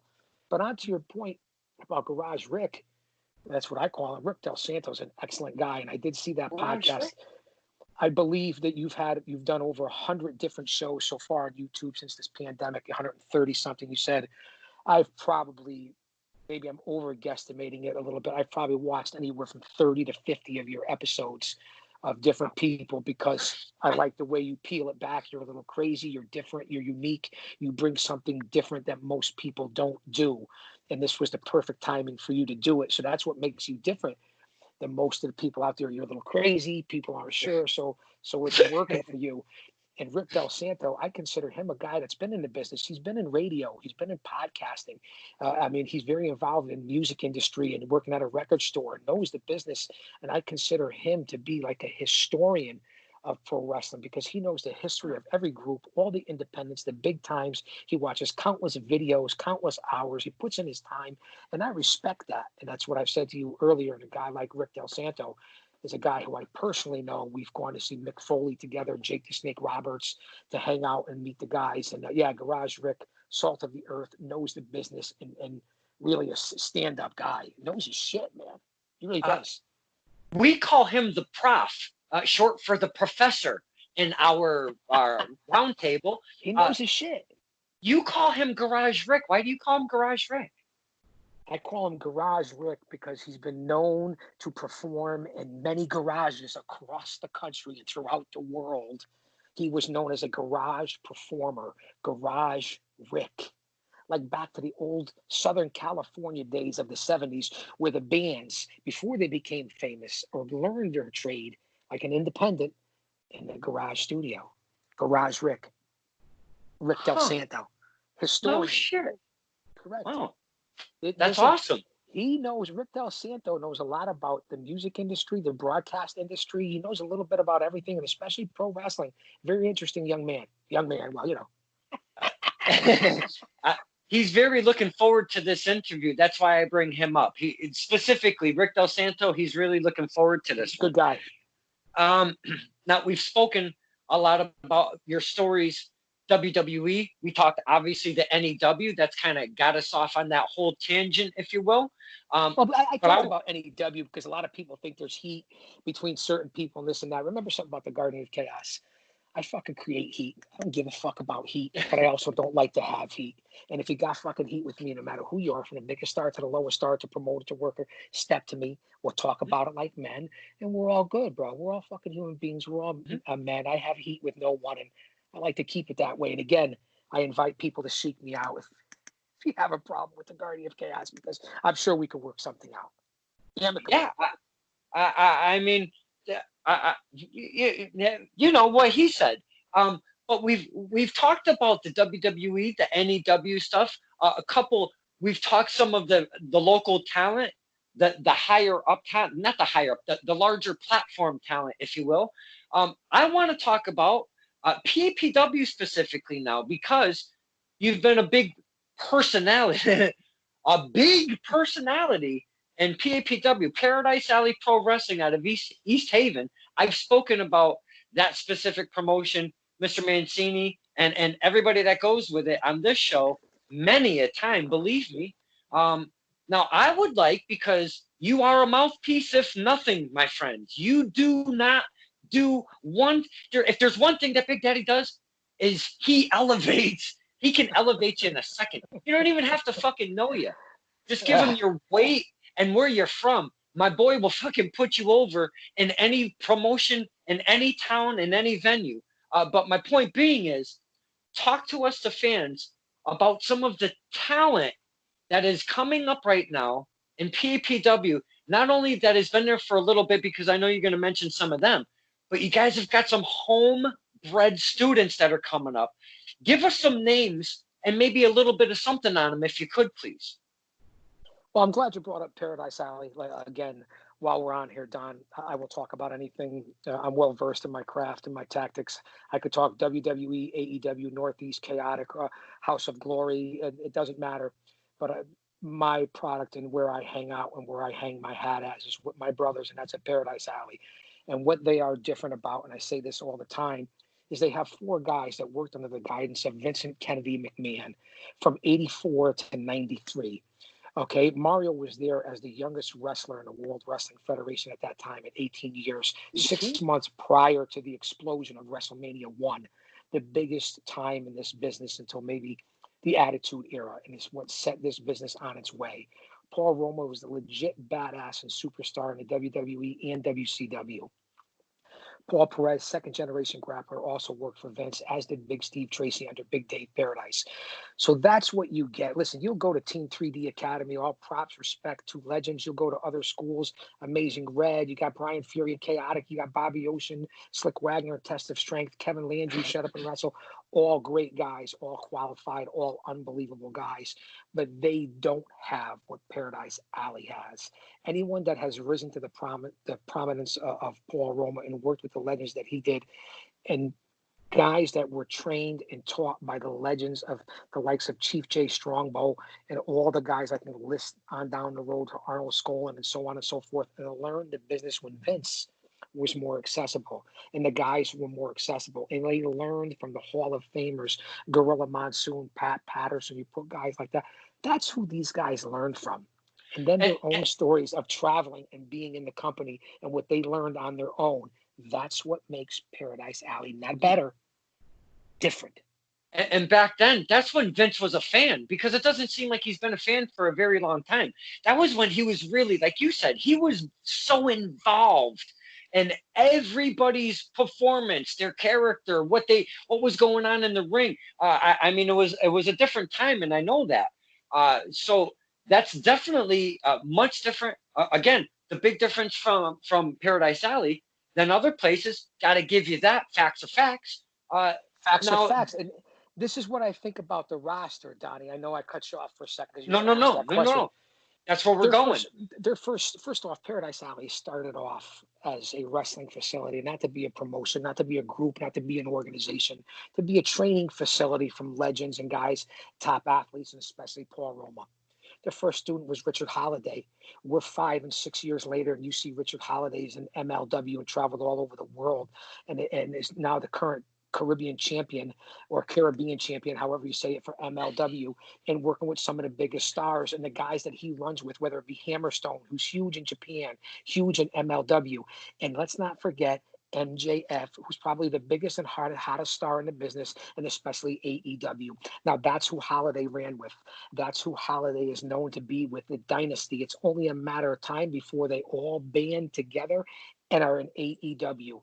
That's why I'm saying this, because that was the very first student and the first byproduct of Roma trained, Mancini brained. And that's what I say at all times. Richard Holiday. Let's look at the steady influences in the locker room. You talk about Paradise Alley talent. Obviously, Holiday has set the bar. You got to go a long way to catch that man because he's continuing to rise. But that's what they produced. And that's pretty unbelievable. The House of Pain. Showtime, Marcel Williams, Matthias DiNapoli. That group of wrestlers right there, Nick Payne, Hakim Ali, Matthias DiNapoli, and again, Showtime, four of the most brilliant minds and respectful and good guys that I know right now in the current state of affairs, and probably could have survived back in the 80s and 90s. Respectful guys who know the business, who are leaders in the locker room. They're leaders when they talk about psychology and ring performance and throwing the show together. And the reason I also say that, not only from their interaction with me and what I see, and I learn and listen a lot, because for as much as the Guardian of Chaos is a talker and a mouthpiece, and I don't shut up at the shows, I don't say anything because I study, I observe, I'm a scout. I shut up and listen, and I watch with my eyes. And that's what I do. And that's what I have also saw from Roma, Mancini, Big Steve, and Perez. They trusted Showtime. They trusted the House of Pain. They trusted Matthias. They obviously trust Richard Holiday. That's why the core and the base is what it is. And then you throw in the constant successful people that run the business behind it, whether it be Paul Perez with all the sounds, whether it be the ring crew, which is all the workers are unbelievable. The Paradise Alley Zebras of Justice, whether it be Gina, who I love, and her interview with you, peeled back the orange peel with her because she's an excellent person, and her interview was great because I didn't know Gina that well. I didn't know her personality. That's why I watched and I learned a lot about her. She's a great person. Between her and Bill Thompson and Jay Mendez and El Ref with the largest guns, his interview was great too, as was Bill Thompson's. You have that core of people that do the work, and that the Paradise Alley family, and it's very, very impressive. And when I see Roma and Mancini entrust the business and the company when they're not around, or to handle certain things, and they hand off the tasks, as you will, to the chain of command of Paradise Alley, that's respect. And that's what I like and respect about the gentleman that I just mentioned in the Zebras of Justice and Richard Holiday and talent levels. And those guys are on the upper echelon. And also throw a gentleman in there who's a very controversial figure, but a very smart guy, a very dangerous guy who's worked for the company, he's done a good job. And I've seen him in the gorilla position before. And that's my good friend, Big Jim Anderson. The Prophecy has also taken on at times, and also the Red Lion, Chris Battle, and other athletes, the United States champion Buzz Bloodsaw, they have taken on roles to be assistant trainers and help out at the school and help out with the students. So that all those names I just mentioned are guys that I see the brass put trust into, and that makes me respect them because they're being entrusted from 4 guys that worked for Vince McMahon.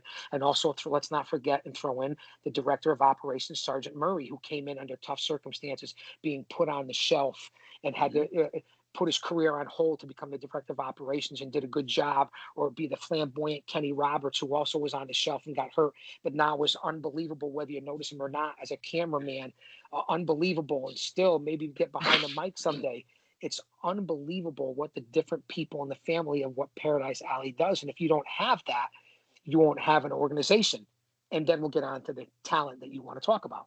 But I just wanted to throw that out of the integral parts of the higher ups and the pieces of Paradise Alley and who's responsible and who they entrust certain things before we get on to the young sensations. No, I actually like the way you kind of put that all together, because I have noticed that. I've said stuff to my dad or Laura or whoever, that I am friends with at the PAPW shows. It's like you see an injury happen, you see them come back.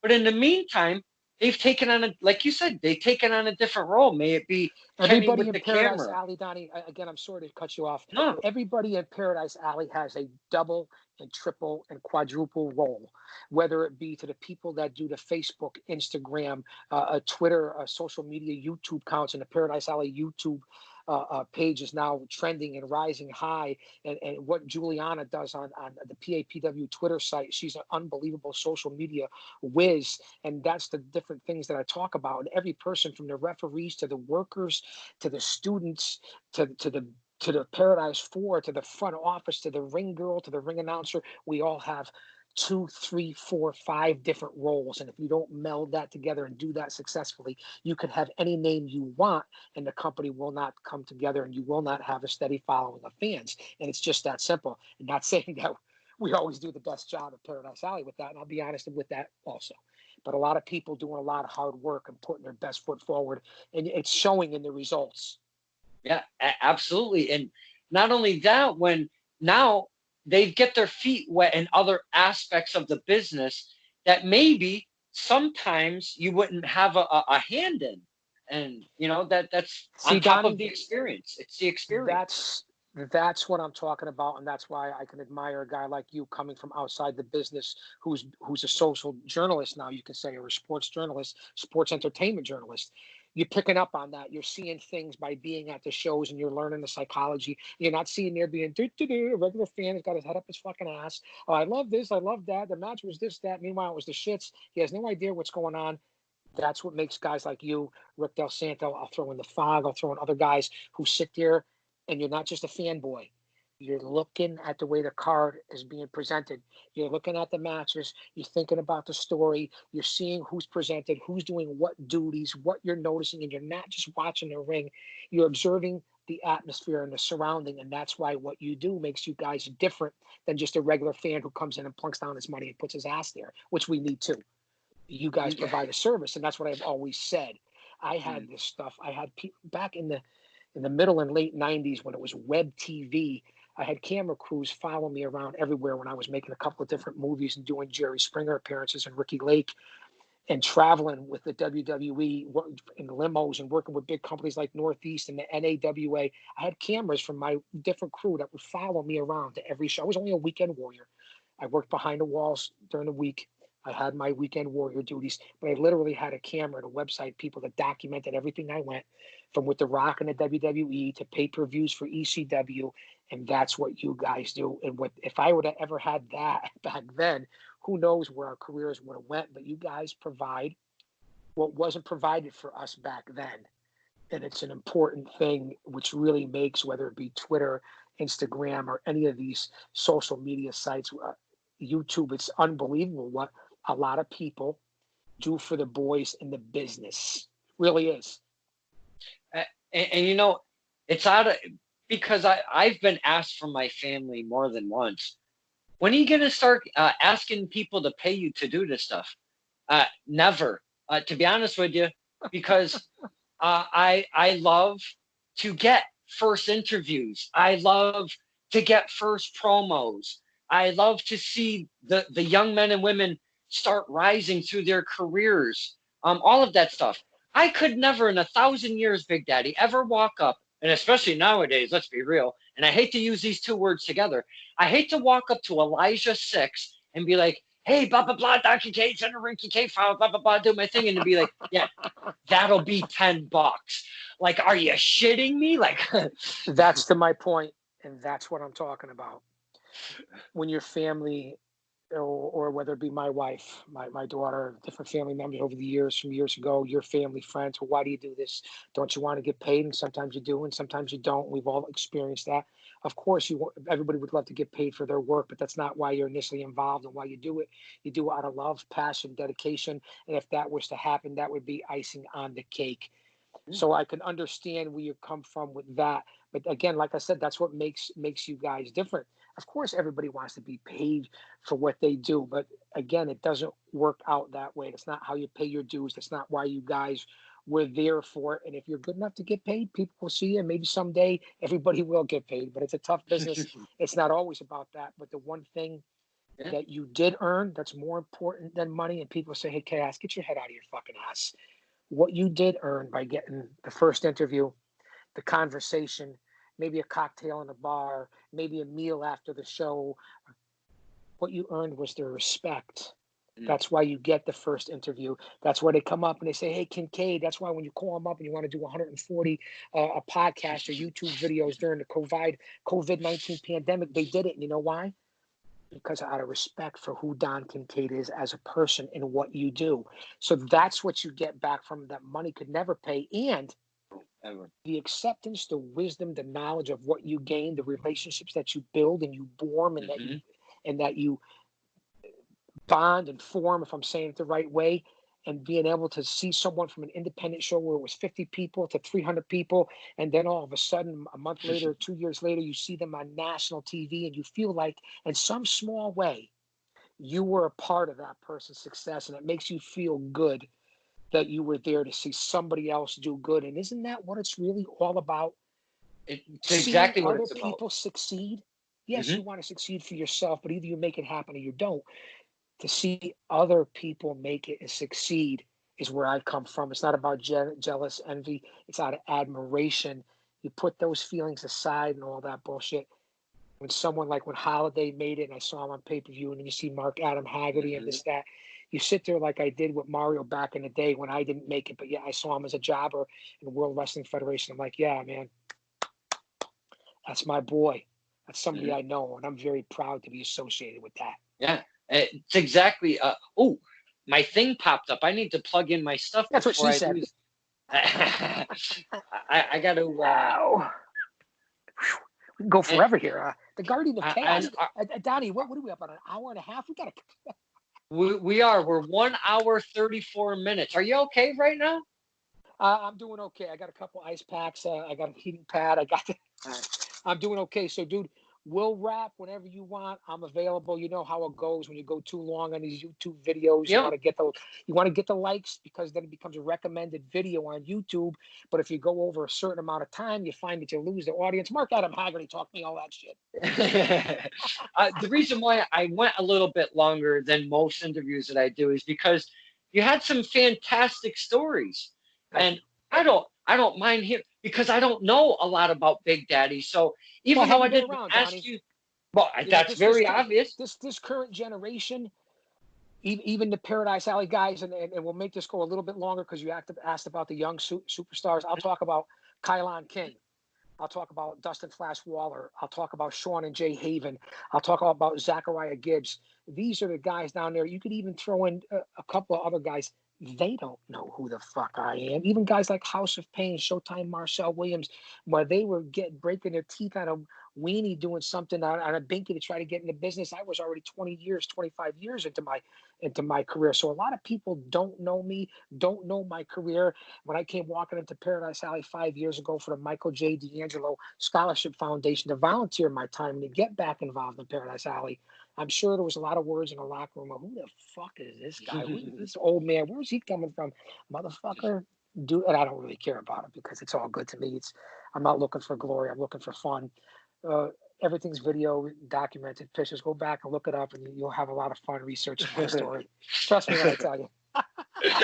But to get back onto the talent, that's what you had asked me about 10 or 15 minutes ago. Listen, Flash Waller is proven who he is. Unbelievable. Roma trained, Mancini brained. The Haven has gone beyond leaps and bounds. Zachariah Gibbs, aka Zach Gibbs, has really come on and is improving. These are all young men. Kylon King, perhaps the most respectful and old school one out of all of them, is unbelievable. There's students that I can't even talk about it. I'm hoping that Miss Juliana gets back into training. I believe she is. Some female talent, also very good. The one time I saw her out in the ring, a lot of great talent. And as long as we keep recruiting talent and getting these guys down there, I mean, and we keep bringing in talent like your Sebastian Cages and guys that are top notch. And let's look at our tag team rosters, and you look at solid veterans like Collusion and the Pyramids of Power. And when Kenny Roberts was here, and of course, Nutrius X and Buzz Bloodsaw and Sammy Diaz and The Firm. I mean, we have an unbelievable roster. The Intercontinental Champion has been in for almost 20 years. So I was in a 10-man barbed wire match with 20 years ago with a Homicide and Zombie and Balls Mahoney and Fred Perry, and that's Bull Dread. So he's still doing his thing. So a lot to be said for Paradise Alley, and let's not forget to mention the new champion, the 400-pound enigma. Vlad has really set its Paradise Alley on its ears. So I see when we come back, nothing but good things, and the young stars and the future and the talent of Paradise Alley. Once we get out of this pandemic, and we will, is just going to skyrocket right up. Listen, we ran our last show Unchained, the Ray Hercules Hernandez Memorial Tournament, 2 or 3 days before the country went into lockdown, and they started with all the canceling of all the major league sports. And that's the night that Showtime Marcel Williams won the first annual Hercules Hernandez Memorial Tournament over Kylon King in an unbelievable matchup. And that's when Vlad won the heavyweight title against Matias Di Napoli. That's the last time we ran our show, Friday the 13th, Unchained. I can't wait till we come out and run again. I'm hoping it's more towards the big Taco Fest shows that we have coming up in September and October. We're looking forward to, can you believe it, Diesel Mania 5, where everybody from AR Fox to Diona Purrazzo to Booker T has all showed up before in the past. So we got a lot of things coming out of this pandemic, and the young sensations, the young lions of Paradise Alley, and with the solid, steady veteran talent behind it and the leaders in the locker room, I think we're gonna trend up if we can keep our head out of our ass. You have named some amazing talent within the PAPW ranks. Every single one of them. There's one that I'm just gonna pick out real quick because you talked about maybe getting Juliana back in the ring. We've seen her in the ring one time. A la Ding Ding. Kind of socked it to her. Wasn't very happy about that kind of stuff. So that's one Yeah, person. but then, if I'm not mistaken, she climbed up to the top rope, a la Superfly Jimmy Snuka, and did a flying body press for the pin and the 1, 2, 3 for the victory. Now, That I did hear a new female name coming out of Paradise Alley. What is that name, Don Kincaid? Are you aware of it? no, I'm not. No, why? This is the first I'm hearing of it. There is a new name. I'm not going to say a new female talent. I'm going to say there's a new name, a new character, a new persona rumored to be coming out of Paradise Alley Professional Wrestling in the ladies division that did wrestle and make an appearance for Paradise Alley once before, and she is training again and will be under a new guise. Think about that. Ooh, wow. That's breaking news, and I don't want to give it up. But this person, and we've talked about her on this podcast, maybe recently, will be back in the ring under a new assumed identity. And we're going to have to wait to see what's happening there. Wow. Breaking news with regard. Hey, this could be Chaos Corner. Yeah. You've got my juices flowing a little bit now. Now I'm going to have to go and ponder on who the hell it's going to. But I hope that we get back to some normalcy soon, because I don't want to not sleep for a long time on this, you know? Kincaid, trusting the way that you run your Kincaid Files and you're running your show, Stirring the Pot, which is one of the best shows on YouTube right now, new YouTube content creators, Stirring the Pot, Kincaid, I love it. You have inside information. Listen, you may not be JD from New York. You may not be the Sala Monster or Justin LaBar. You may not be Dave Meltzer, okay? But you are Don Kincaid. And somehow that information could be leaked out because, you know, in this current political state in the United States of America with President Trump and all these other clowns, including him, there's a lot of leaks going on. So that information could be leaked out to the Stirring the Pot or the Kincaid Files. I don't know. I don't know. Hey, you never can tell. There has been some leakage. There has been some leakage on the Stirring the Pot before. Not only that, you're becoming legitimate, like Rick Del Santo and the Fogman, as a legitimate sports entertainment journalist reporter. You're becoming legitimate. You have legitimized yourself with Stirring the Pot and the Kincaid Files. Hey, listen, you're a force now to be. You're a content creator. You're a force to be reckoned with now in the media, social media industry. It's a fact. I wouldn't be on here if you weren't. Some fantastic words to set this whole soiree into a nice little outro, if you will, a coda. Big Daddy, and I knew it was going to be exactly what it was. You are an absolute pleasure to talk to outside the ring. I always would, very approachable is the word I'm looking for. Approachable Big Daddy is. Anytime you ever want to ask a question about anything, it doesn't matter. It could be where to park your damn car. Big Daddy is right there to give you a little hands-on and set you in the right direction. Big Daddy, always loved me some Big Daddy since I've met you. And I can't express the thanks that I have that you came down and came and sat down, talked to us, and gave me a lot of love and very kind words. And I can't thank you enough for all of that, especially right now, because you've got some back issues going on. And I know you're popping the Pez candy over there. A little CBD gummies. But yeah, I really do appreciate it. And I know we're at 1:43:30, and wow. I could talk to you for another 3 hours easily. So with that being said, I would hope that maybe we could do a follow-up in the future if that's something that's available. I would love to. I would love to give access to Don Kincaid again. You're rising on the credibility market out here in this industry. So yeah, without a doubt, anything for Don Kincaid. Thank you. I appreciate it. Plus, out of respect for your dad. Your dad's a salt of the earth human being and a guy that I respect and admire. Good people. Yeah, man. The only thing I don't really care about my dad, and I love my dad, the only thing, and I'm not talking shit, I'm talking fact. The only thing that I don't care about my dad is when Ref Bill, he's been kind of kicking me for months and months, okay? He's hit me with a kendo stick. He's hit me with a steel chair. And on a reg, Ref Bill He kicks my shins. I have notches in my shins to prove it. But my point being is, if he doesn't see me in the crowd, my dad will yell, "Hey, Ref Bill, you forgot to kick my son." And he reminds Ref Bill to come up. Wow. Yeah. Yeah. Sounds So like Ref Bill might need a receipt sometime soon. I do love Hey, my. listen, I I do. got a couple of extra. I got a couple extra Singapore canes, courtesy of the Sandman and Tommy Dreamer. I can give one to you before the next event. Yeah, please. I need some protection. And again, I love my father, but that portion of the program, not that fond of. But we do have some fun. I miss going to the shows with my tag team partner, going to the PAPW shows and stuff. Big Daddy, this has been an absolute pleasure, my friend. I can't thank you enough. Well, Don, I just want to say again, I couldn't appreciate it anymore. I'm blessed. I'm humbled. I'm healing. We're all in this together, so they say. I don't know if this is a pandemic, how legitimate it is or isn't. We know it's real. We know there's a lot of chicanery and politics and government involved, but let's hope we all come out of it and get back to what we want, which is our life, our friends, our family, sports entertainment, the world of professional wrestling. I'm going to keep watching. I couldn't thank you more, and to anyone who watches this video, I appreciate you giving me your time to listen to me for the last almost 2 hours. I greatly appreciate it, Don.